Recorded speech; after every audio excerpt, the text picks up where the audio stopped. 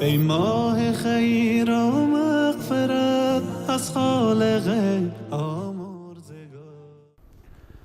الحمد لله الذي هدانا لهذا وما كنا لنهتدي لولا أن هدانا الله، والصلاة والسلام على رسوله محمد وعلى آله وأصحابه ومن والاه. قال الله تبارك وتعالى في القرآن العظيم: فأعوذ بالله من الشيطان الرجيم. يا أيها الذين آمنوا هل أدلكم على تجارة تنجيكم من عذاب أليم. صدق الله العظیم. خدمت همه عزیزان و بزرگواران صائمین ماه مبارک رمضان، السلام علیکم و رحمت الله تعالی و برکاته. با درسی از دروس دیگر، دروس رمضانی، همه شما عزیزان و بزرگواران را خوش آمدید میگویم. همانطوری که در جلسه گذشته دانستیم و فهمیدیم که ماه مبارک رمضان ماه فتح و فتوحات هست. مسلمانان در جهاد بیرون می شدن، در مقابل دشمن استادگی می کردن. الله سبحانه و تعالی اونها را پیروز می ساخت و الله سبحانه و تعالی فتح و ظفر و پیروزی را از آن مسلمین می گردانید. حالا می خواهیم این را بفهمیم و بدانیم ارتباط ماه مبارک رمضان با جهاد و رمضان، اینها با هم چی ارتباط دارن؟ اینها با هم دیگر چی مناسبت دارن؟ مناسبت اینها چیست؟ و مسلمان ها در ماه مبارک رمضان که پیروز می شدن، حتما بین رمضان و در بین جهاد ارتباط هست که فتح و ظفر و پیروزی از آن مسلمین می شد. ارتباط جهاد با رمضان، یعنی وجوه مشترک بین رمضان و جهاد فی سبیل الله. اول اینکه در جهاد مشقت هست، سختی هست و بدون شک در ماه مبارک رمضان هم سختی هست، در ماه مبارک رمضان هم مشقت هست. پس وقتی مشقت و سختی آمد صبر میخواهد. همانطوری که گفتیم ماه مبارک رمضان ماه صبر، باید در رمضان انسان صابر باشه، در جهاد هم صبر و استقامت لازم و ضروری است. پس صبر هم در جهاد لازمه، هم در ماه مبارک رمضان. در جهاد استقامت لازمه، در ماه مبارک رمضان هم استقامت لازم و ضروری است. نکته دیگر، در جهاد انسان ترک میکنه لذت‌های دنیا را. وقتی کسی که در راه جهاد قدم گذاشت دیگه نمیتونه با اون لذت‌هایی که دیگران دست دارن مجاهد در راه جهاد دست پیدا کنه. یعنی وقتی مجاهدین از لذت‌های دنیا فاصله میگیرن، در ماه مبارک رمضان صائمین ماه مبارک رمضان هم از لذت‌ها فاصله میگیرن و دست به لذت‌ها و غذاها ولو که نزدیکشان هست، در کنارشان هست، دست نمیبرن. پس این مناسبت بین جهاد و رمضان هست. در جهاد مبارزه هست، مبارزه با دشمنی که انسان او را میبینه با او مبارزه میکنه. در رمضان هم ماه مبارزه هست، مبارزه با نفس، مبارزه با خواهشات، مبارزه با هوا و هوس. پس مناسبت داره. در جهاد معامله با الله سبحانه و تعالی هست. انسان مجاهد معامله کرده با الله سبحانه و تعالی. ان الله اشترى من المؤمنین انفسهم و اموالهم بان لهم الجنه. در روزه هم معامله با الله هست. رسول اکرم صلی الله علیه وسلم میفرمایند الصیام لی، روزه از آن من هست و پاداش روزدار را من هم میدهم. همچنین از جمله وجوه مشترکی که بین جهاد و صیام هست اینه که در جهاد در صفوف مسلمین وحدت هست، بنیان و مرصوص هست. در صف جهاد دیگه نگاه نمیکنه که تو عربی، تو عجمی، تو ترکی، تو تاجیکی، تو سیایی، تو سفیدی. وحدت هست، انسجام هست، نه این که بحث قوم و قبیله و اینها باشه. در ماه مبارک رمضان هم ماه انسجام هست. در سفره افطار محبت میبینیم، عرب به عجم محبت میکنه، عجم به عرب محبت میکنه، فقیر با غنی محبت میکنه، غنی با فقیر محبت میکنه. نگاه نمیکنن تو از کجایی و از کدام قومی و از کدام قبیله. ماه مبارک رمضان و جهاد، وقتی که ما این وجوه مشترک و این مناسبات مشترک را بین جهاد و روزه دیدیم، پس حالا به این نگاه کنیم. مسلمان ها در بدر، در غزواتی که در ماه مبارک رمضان رخ داد، در فتح مکه، مسلمان ها تا زمانی که ملبس به این دو صفت بودن، به این دو صفت، الله سبحانه و تعالی می فرمایه بلا ان تصبروا و تتقوا، صبر و تقوا. اگر این دو صفت برای مجاهد آماد، اگر این دو صفت برای مسلمان آماد، مسلمان فاتح میشه، فتح و پیروزی از آنش میشه، در مقابل دشمن پیروز میشه، غالب میآیه و دشمن مغلوب میشه. الله سبحانه و تعالی میفرماید بلا ان تصبروا و تتقوا و یأتوکم من فورهم هذا یمددکم ربکم ب5000 من الملائکة مسومین. خیلی مهمه. الله سبحانه و تعالی ماه مبارک رمضان ماه صبر گفته و تو روزه بگیر لعلکم تتقون تا متقی بشی. این دو صفت که در زندگی احیا شد، انسان وقت صابر شد و متقی شد، کمک پروردگار می آیه،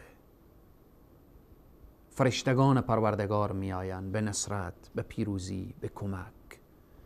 این ملائکه کجا حضور پیدا کردند؟ در بدر. غزوه بدر در کدام زمان بود؟ در ماه مبارک رمضان. پس به اینه که مناسبات و یا ارتباطات جهاد با ماه مبارک رمضان خیلی عمیق و خیلی تنگاتنگ و نزدیک هست. بلا ان تصبروا و تتقوا، وقتی صابر شدید و تقوا را پیشه خود ساختید، و یأتوکم من فورهم، می آید به نصرت شما، به کمک شما، به حمایت شما. الله سبحانه وتعالی می فرسته ملائکه خود را، فرشتگان خود را به نصرت شما و کمک شما. پس به اینه که انسان باید متوجه باشه در تجارت خود. الله سبحانه و تعالی می فرماید یا ایها الذین آمنوا هل ادلکم علی تجارت، ای اهل ایمان آیا شما را راهنمایی نکنم؟ هل ادلکم، شما را راهنمایی نکنم بر تجارتی که، یعنی راهنمایی کنه ای الله، نجات بده، راه را نشان بده، ما را نجات بده. از چی چیز؟ تنجیکم، شما را به یک تجارت راهنمایی میکنم که شما را نجات میده از عذاب علیم پروردگار. چی کسی هست که این تجارت را دوست نداشته باشه؟ چی کسی هست که بگه من دوست ندارم چنین تجارت را که او سبب نجاتم از آتش بشه، از عذاب علیم بشه؟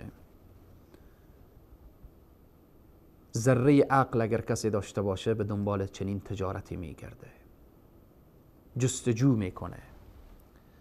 انسانهایی که تاجرن، معامله‌گرن، اگر بفهمن که مالشان با مسافت و مساحت‌های دور، کشورهای بالاخره دور افتاده، بتوانند در آنجا مال خود را به خاطر ربح و فایده انتقال بدن، انتقال میدن. کشورها را یک تاجر طی میکنه، مسیرهای دور و نزدیک را طی میکنه به خاطری که در تجارت خود فایده داشته باشه. این تجارتی که انسان را از آتش الله، از عذاب علیم نجات بده، همه ما دوست داریم. پس تجارت، این تجارت چیست؟ اینه که تؤمنون بالله و رسوله، ایمان به الله و رسولش. که ما مسلمان ها وقتی میشنویم تؤمنون بالله و رسوله میگیم الحمدلله، ایمان داریم به خدا و پیامبر. نکته دوم و تجاهدون فی سبیل الله، جهاد میکنن در راه الله به اموالکم و انفسکم. ایمان میارید به الله سبحانه و تعالی، به رسول صلی الله علیه و سلم، جهاد میکنید در راه الله با مال خیش، با جان خیش. ذالکم خیر لکم ان کنتم تعلمون، این برای شما بهتره. ان کنتم تعلمون، اگر شما بدانید، بفهمید، بدانید، خیلی برای شما بهتره. خب ثمره و نتیجه چی میشه؟ یغفر لکم، الله سبحانه و تعالی میامرزه برای شما گناهان شما را، و یدخلکم، داخل میکنه شما را جنات تجری من تحت الانهار، او جنتی که نهرها داره، جوها داره، جنتی که الله سبحانه و تعالی در این ماه مبارک رمضان فتحت ابواب الجنه، دروازه های این جنت را باز کرده، مسکنهای زیبا طیبه فی جنات عدن، در این جنتی که الله سبحانه و تعالی این را برای شما انتخاب کرده، برای مجاهدین فی سبیل الله و برای صائمین ماه مبارک رمضان. و اخرى تحبونها، و چیز دیگری که شما دوست دارید، او چی هست؟ نصر من الله و فتح قریب، نصرت و پیروزی از جانب الله، پیروزی که نزدیک هست. و بشر المؤمنین، مژده بده مؤمنین را. پس ارتباط جهاد با ماه مبارک رمضان اینه که الله سبحانه و تعالی وقتی این دو صفت را، صبر و تقوا را نصیب انسان کرد و انسان ملبس به این دو صفت شد، در حقیقت این تجارت با الله سبحانه و تعالی کرده، معامله با الله سبحانه و تعالی کرده. الله سبحانه و تعالی فتح و ظفر و پیروزی میاره. و همچنین ارتباط جهاد با ماه مبارک رمضان، ماه مبارک رمضان ماه نزول قرآن هست. شهر رمضان الذي انزل فیه القرآن. رسول معظم اسلام صلی الله علیه و سلم می فرمایند ان الله یرفع بهذا الكتاب اقواما و یضع به آخرین. الله سبحانه تعالی به وسیله قرآن قومی را بلند میبره، عزت میده، سرفرازی میده، سربلندی میده، فتح و ظفر از آن اونها میگردانه که این قوم چنگ به قرآن بزنن. اونهایی که در جهاد روان هستن میخوان فتح و ظفر و پیروزی، باید عامل به کتاب الله و سنت رسول صلی الله علیه وسلم. جهاد ما باید موافق به قرآن باشه. این قرآنی که در رمضان نازل شده، شهر رمضان الذي انزل فیه القرآن، جهاد ما باید موافق به سنت رسول صلی الله علیه و سلم باشه. وقتی که جهاد ما جهاد قرآنی، جهاد ما جهاد نبوی شد، آن وقت فتح و ظفر و پیروزی می آیه. جهاد به خاطر نجات مستضعفین هست. ماه مبارک رمضان به خاطر واقف شدن از حال مستضعفین هست. خیلی مهمه. جهاد به خاطر نجات مستمندان هست، نجات او کسانی که در زیر سایه دشمن قرار گرفتن. حرکت بکن و اونها را نجات بده. رمضان به خاطر نجات از زیر دست دشمن بزرگی که نفس هست، خواهشات هست، هوا و هوس هست. پس به اینه که رمضان به خاطر واقف شدن از حال مستضعفین و جهاد به خاطر نجات مستضعفین. همچنین وقتی نگاه میکنیم ارتباط رمضان با جهاد، رسول اکرم صلی الله علیه و سلم میفرمایند من جهز غازیا فقط غزا. کسی که یک مجاهد در راه الله سبحانه و تعالی تمویل بکنه، به جهاد نمیری، مجاهد در تمویل بکن، خانواده مجاهد در تمویل بکن، گویا که تو در خط اول و در جهاد هستید.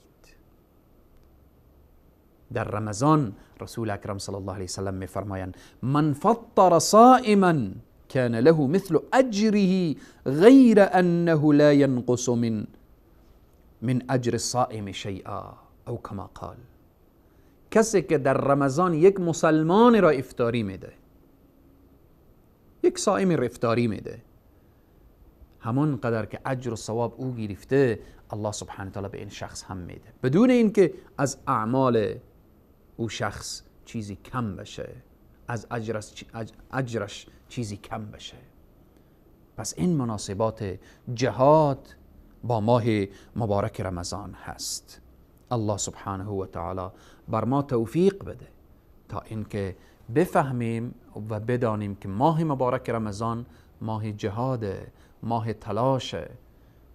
وقتی انسان جهاد و تلاش ورزید، والذین جاهدوا فینا لنهدینهم سبلنا، کسی که تلاش کرد، کوشش کرد در راه الله سبحانه و تعالی، جهاد با دشمن، جهاد با نفس، جهاد با هوا و هوس، جهاد با خواهشات، همه اینها جهاد هست.